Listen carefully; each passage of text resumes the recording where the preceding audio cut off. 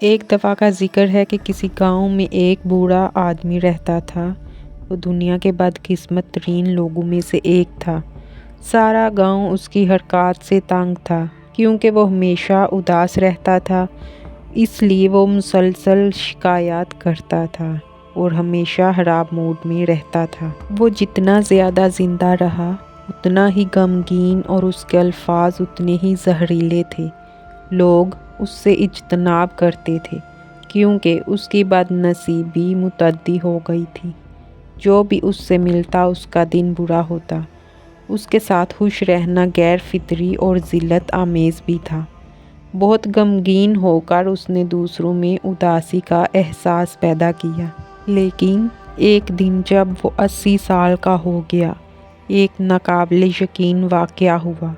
یہ بات آگ کی طرح لوگوں میں پھیل گئی۔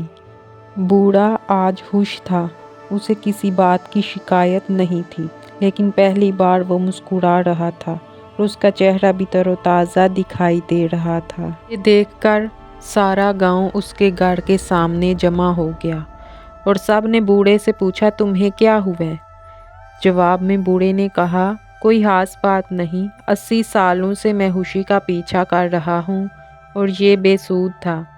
مجھے کبھی خوشی نہیں ملی اور پھر میں نے خوشی کے بغیر جینے اور زندگی سے لطف اندوز ہونے کا فیصلہ کیا، اس لیے میں اب خوش ہوں۔ دوستو، یہ کہانی ہمیں سکھاتی ہے کہ خوشی کا پیچھا نہ کریں، زندگی سے لطف اندوز ہوں۔